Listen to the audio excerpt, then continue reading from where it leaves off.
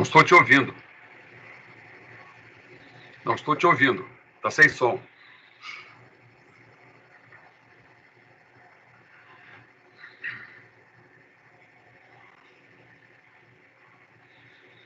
Você está sem som.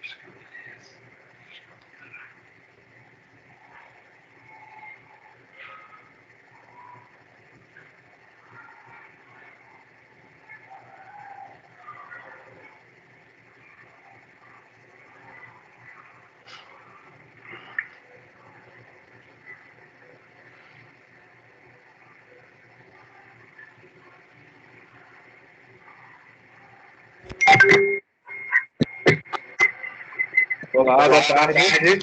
Boa tarde, tudo bem, Fábio? E aí, doutor, boa tarde, tudo bem? Eu queria chegar em casa, mas não deu tempo, me liberei tarde no trabalho, e estou fazendo aqui no trabalho mesmo.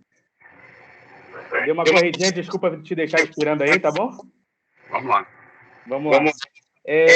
Quero te agradecer primeiramente pela disponibilidade de estar respondendo para a gente aí, parabenizar pelo seu trabalho em prol das crianças, né, que precisavam e precisam de ajuda. E, assim, eu tive a ideia de montar esse TCC referente a esse trabalho por conta de ter uma aderência, né? Eu ter uma aderência com esse assunto, por minha mãe na minha infância, ter adotado uma criança, e só que ela não resistiu. Aos 20 anos, eu ainda era muito jovem, ela morreu. Mas eu lembro um pouquinho dela e esse assunto me inspira muito, entendeu? Aí eu resolvi fazer esse TCC junto com o Geraldo Mainente lá, que é conhecido do senhor também, professor. Super gente fina também. É isso, tá bom? Eu queria saber do senhor, que teve uma abrangência tão grande nesse aspecto, qual a importância das políticas públicas para essas crianças, né? Se as políticas públicas é uma forma de mudar o destino dessas crianças, na sua opinião, né?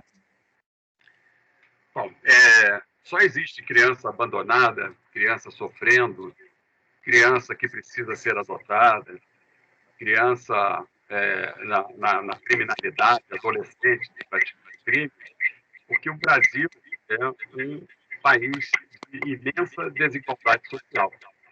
E o que melhoraria esse quesito seria a implantação de políticas sociais pelo governo, né, pela sociedade, sobretudo na educação, né? O Estatuto da Criança e do Adolescente ele está em vigor desde 1990 e ele apregou justamente isso, que criança e adolescente deve ser prioridade absoluta nas políticas públicas, que significa dizer que nenhuma criança brasileira poderia estar fora da escola, que a escola deveria ser uma escola de qualidade, que oferecesse atendimento à saúde também e atendimento ao lazer, e isso deveria ser implementado através de políticas públicas. Nós tivemos um exemplo de um governador que investiu nisso, que foi o governador Leonel Brizola, que investiu nos CIEPs, que era uma escola de educação integral, ou seja, o filho de rico, ele fica um período na escola regiamente paga, com professores altamente qualificados, e depois ele faz judô, ele faz inglês, ele faz natação, ele faz francês. Isso que tem que ser oferecido a todas as crianças. Por isso que a criança tem que ficar na escola 8 horas. Ao mesmo tempo do trabalhador, a criança tem que entrar na escola 8 horas da manhã e sair às 16, 17 horas, alimentado, banhado, enquanto seus pais vão estudar. Isso é a base mais importante de uma política pública, né? Por que tantas crianças estão abandonadas? Porque muitos pais estão desempregados, não tem como prover o sustento da família, não há emprego para eles, ele não tem com quem deixar a criança, não há creches para os pais pobres deixarem as crianças. Há, sim, mas não suficiente, né? Então, as políticas públicas são a engrenagem mais importante para mudar esse quadro. Se há 30 anos nós estivéssemos efetivando o Estatuto da Criança e do Adolescente, que diz que é direito da criança, o direito à educação, ao lazer, ao esporte, ao respeito, à dignidade, se há 30 anos a sociedade brasileira, que não é só o governo, é uma questão de cultura, né? Toda a sociedade brasileira e seus administradores estivessem investindo com prioridade absoluta na criança, o nosso quadro social já seria outro. Verdade. Você falou dos CIEPs, que tinha o regime integral. Por que o senhor acha que esse sistema de escolas públicas integral não fluiu a quem do Brizola? Ele fluiu, sim. Ele foi destruído pelo programa liberal, que não olha para o homem, olha para o dinheiro, olha para o lucro, né?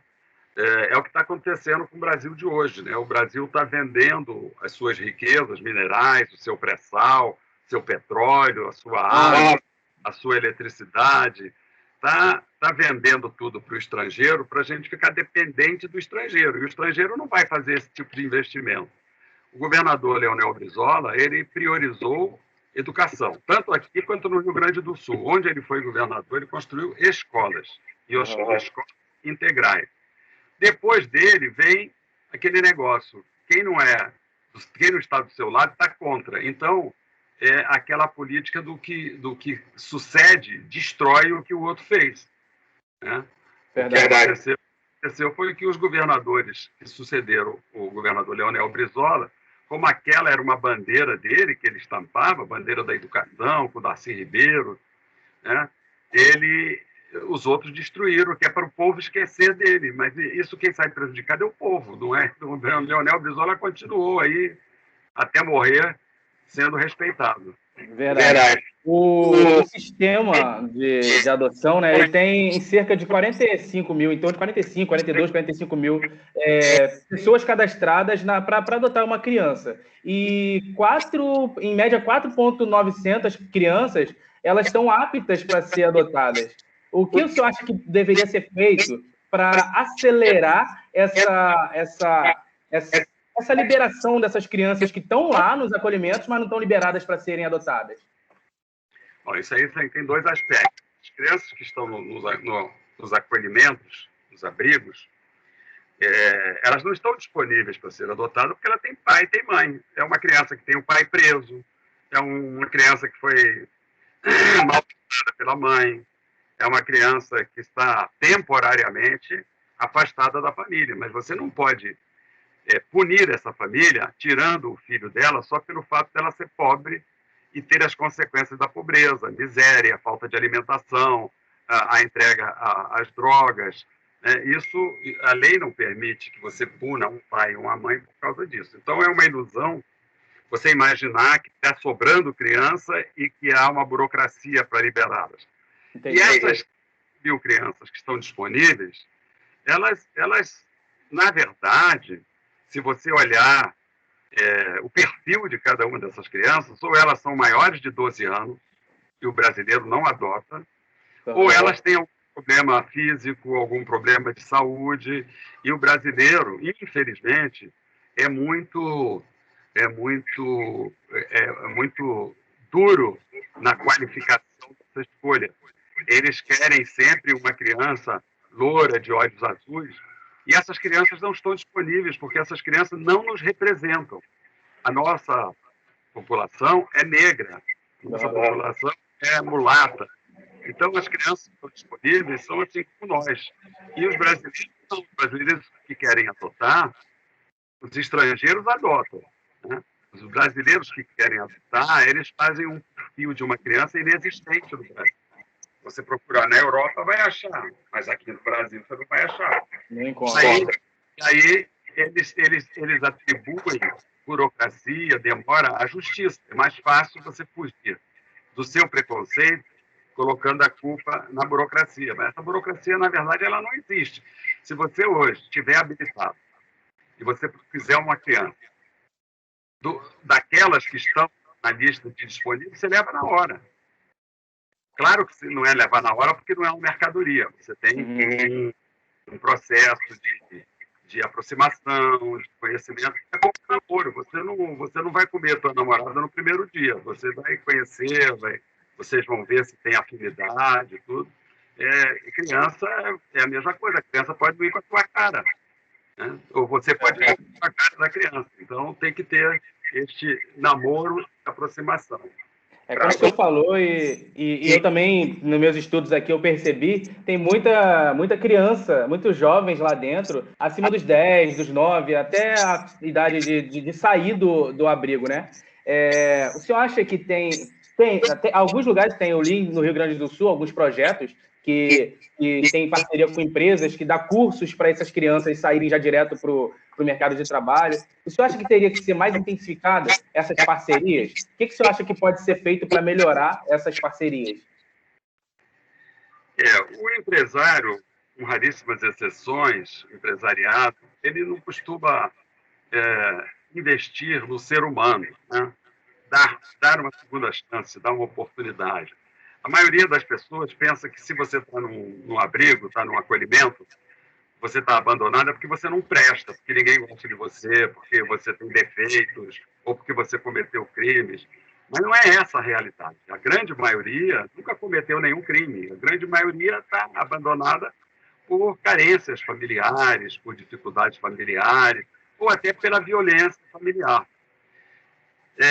Então, se houvesse um investimento nesta classe de crianças e de adolescentes, eles não sairiam com a mão na frente e outra atrás, como estão saindo. E quando você sai de uma situação de amparo e se é jogado na rua com a mão na frente e outra atrás, a tentação de entrar na criminalidade para você sobreviver é muito grande.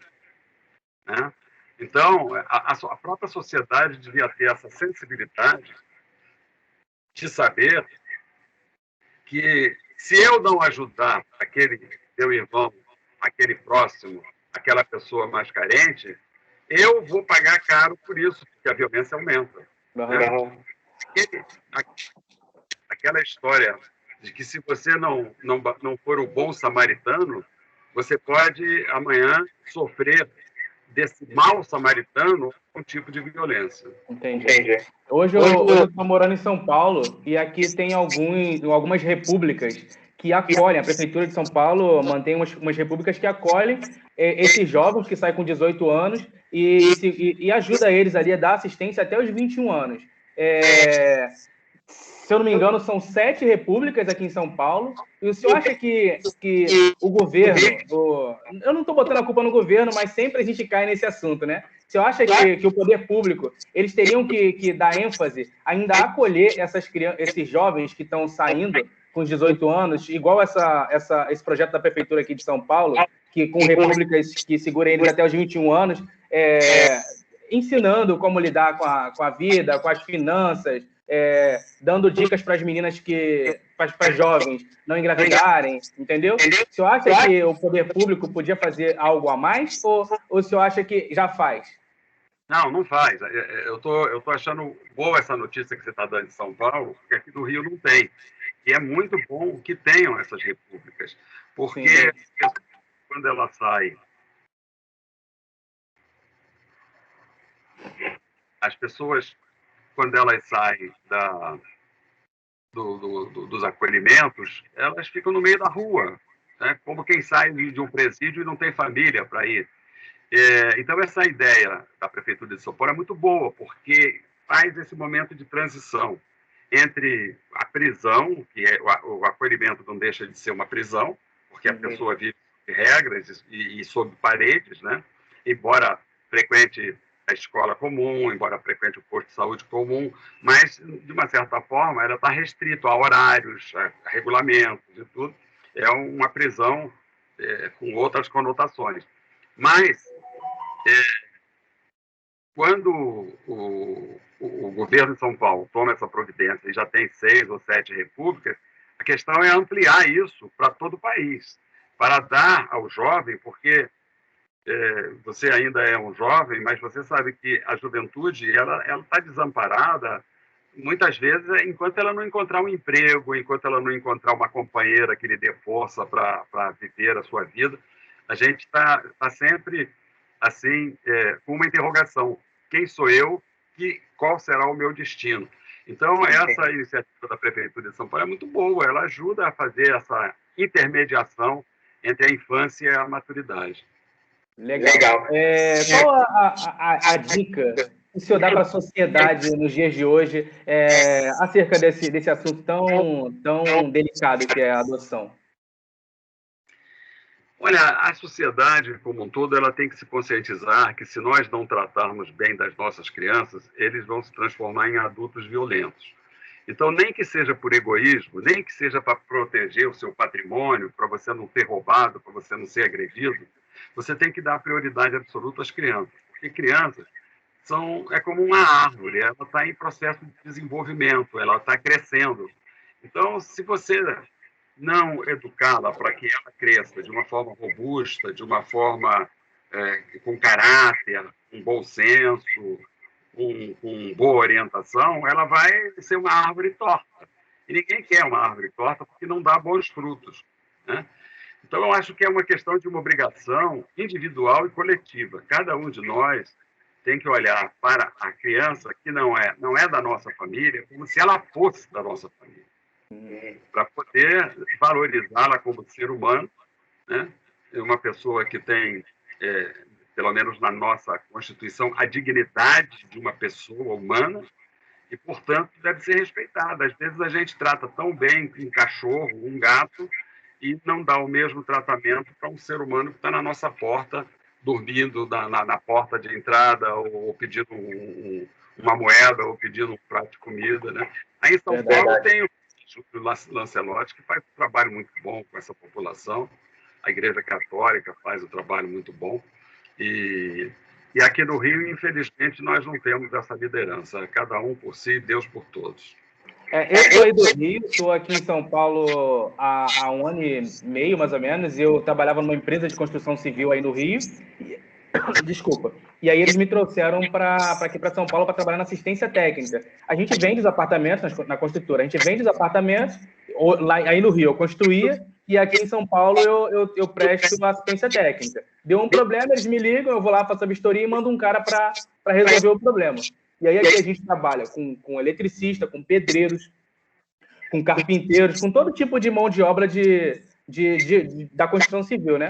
E aí eu tenho na minha cabeça de tipo assim, terminar essa faculdade de jornalismo e botar para frente um projeto dentro dessa empresa, no setor que eu estou trabalhando hoje, de tentar encontrar esses abrigos e pegar esses jovens e ensinar não consigo ser um curso técnico, mas ensinar um pouco da profissão para tentar trazer eles para cá, que a gente tem muita abertura para isso, entendeu? Eu vou tentar fazer isso e espero que eu consiga.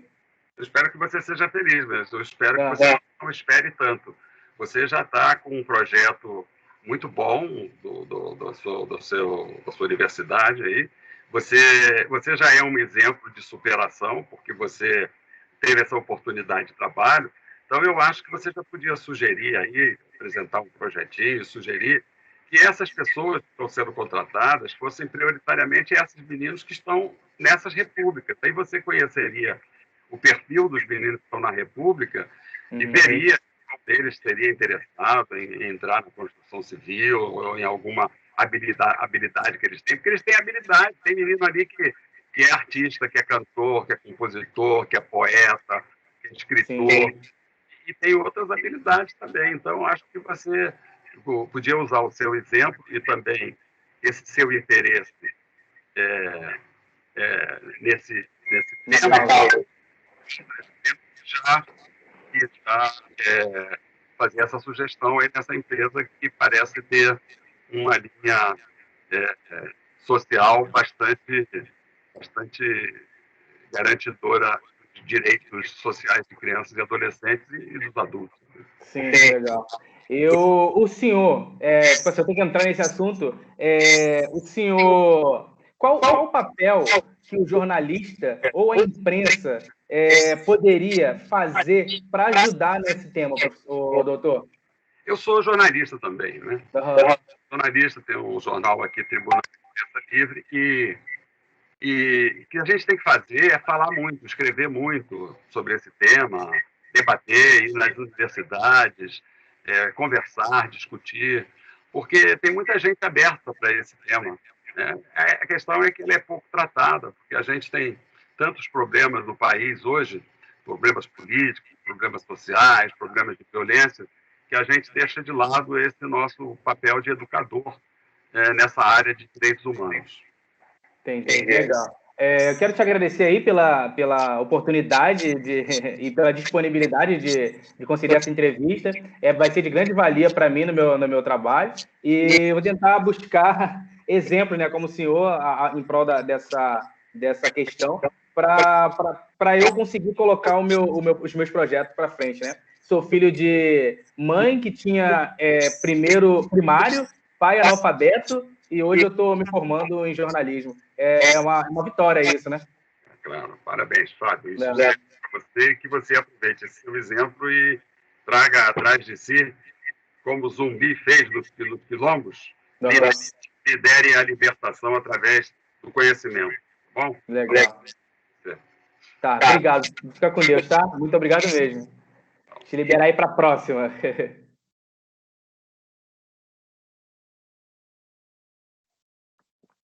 Acho que caiu.